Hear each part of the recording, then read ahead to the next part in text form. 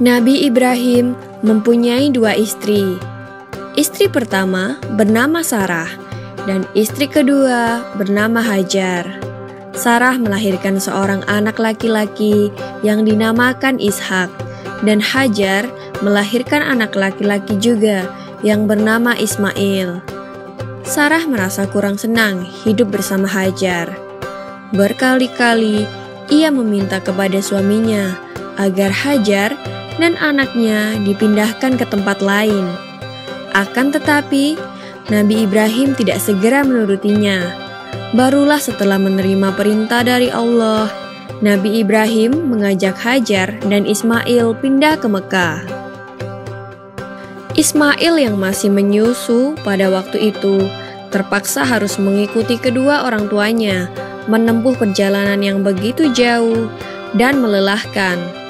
Hajar dan Ismail ditempatkan di daerah padang pasir yang tandus, sunyi, dan terik matahari yang menyengat kulit. Tak ada seorang pun di sana kecuali mereka berdua. Setelah beberapa tahun Nabi Ibrahim alaihissalam meninggalkan anak dan istrinya itu, ia pun merasa rindu. Beberapa kali ia mengirim utusan untuk melihat keadaan anak dan istrinya itu. Dan ketika utusannya mengatakan bahwa anak dan istrinya dalam keadaan yang baik-baik saja, Nabi Ibrahim pun merasa lega. Ternyata kehidupan istri dan anaknya itu diberi serba kecukupan oleh Allah Subhanahu wa Ta'ala. Hajar dan Ismail dianggap sebagai pemilik dan pemimpin di Mekah, karena mereka berdualah yang pertama kali menetap dan bertempat tinggal di sana. Demikianlah Nabi Ibrahim tidak dapat menahan kerinduannya.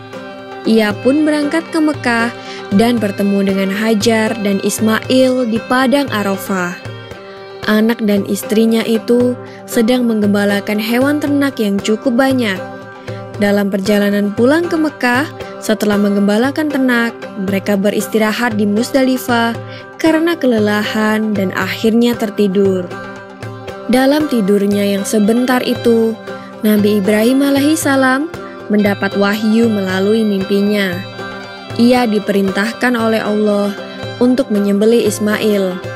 Anak kesayangannya itu harus dikurbankan sebagai bukti patuhnya Nabi Ibrahim terhadap Tuhannya. Seketika itu juga, Nabi Ibrahim terkejut dan berdebar-debar. Tampak begitu beratnya ujian kali ini. Ia pun akhirnya menguatkan hati demi rasa cintanya yang lebih besar kepada Allah Subhanahu wa Ta'ala. Ia juga pada akhirnya memberitahukan mimpi itu kepada Ismail.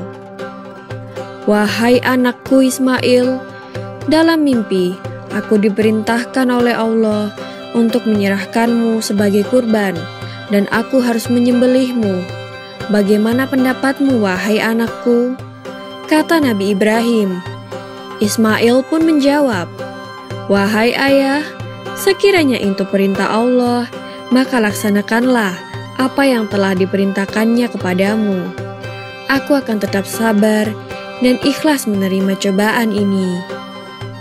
Dikisahkan iblis berusaha merintangi perintah Allah kepada Nabi Ibrahim. Berkali-kali iblis membujuk Nabi Ibrahim agar tidak melaksanakan perintah itu. Namun Nabi Ibrahim tetap melaksanakan perintah Allah, dan godaan iblis yang begitu dahsyatnya tak akan mampu meruntuhkan ketaatan Nabi Ibrahim kepada Allah. Nabi Ibrahim membawa Ismail ke atas bukit. Di sana, Ismail mengenakan kain penutup mata, dan pedang tajam pun sudah dipersiapkan. Ketika pedang itu sudah berada di leher Ismail, tiba-tiba tubuh Ismail pun diganti dengan seekor kambing yang gemuk oleh malaikat Jibril. Dengan demikian, selamatlah Ismail dari penyembelihan. Allah Subhanahu wa Ta'ala berfirman kepada Nabi Ibrahim, "Hai Ibrahim, kau sudah melaksanakan perintahku dengan ikhlas. Sebagai gantinya, aku berikan binatang ternak untuk disembelih. Ini adalah cobaan besar bagimu." Peristiwa itu terjadi pada tanggal 10 Dzulhijjah di Mina, dan sampai sekarang dirayakan seluruh umat muslim sebagai hari raya Idul Adha. Dan umat Islam yang melaksanakan ibadah haji juga dapat melakukan kurban di Mina sebagai penghormatan atas Nabi Ibrahim alaihissalam. Demikian kisah Nabi Ibrahim alaihissalam. Semoga kisah ini dapat mempertebal iman kita kepada Allah Subhanahu wa Ta'ala. Amin ya Rabbal 'Alamin.